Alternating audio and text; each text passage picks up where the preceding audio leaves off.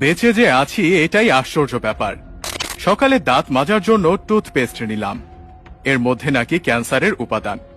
নাস্তায় একটু পরোটা খেলাম, সেটাও আবার ভেজাল তেলে ভাজা।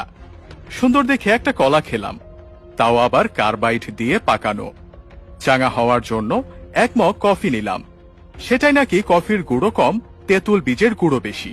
কাঁচা বাজারে গেলাম টাটকা শাক সবজি কেনার জন্য, কিনবো কি, সব তো হাইব্রিড সার দিয়ে ফলানো।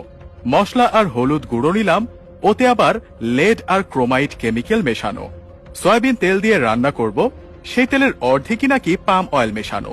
মাছ মুরগি খাবো, কিন্তু সেগুলোকে ভেজাল পোল্ট্রি ফিড খাইয়ে বড় করা হয়। গরমের দিনে একটু তরমুজ খেতে মন চাইলো, সেটা নাকি পটাশিয়াম পারম্যাঙ্গানেট দিয়ে লাল করা। বাচ্চাকে আমলিচু খাওয়াবেন, ওগুলোও তো আবার ফরমালিন দেয়া।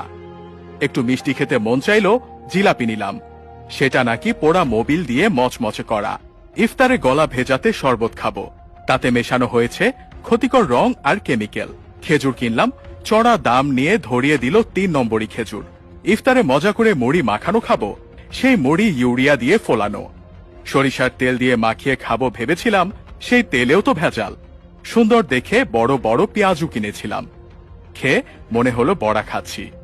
আলুর চপে আলুর নামগন্ধ নেই, বেগুনিতে বেগুন খুঁজে পেলাম না।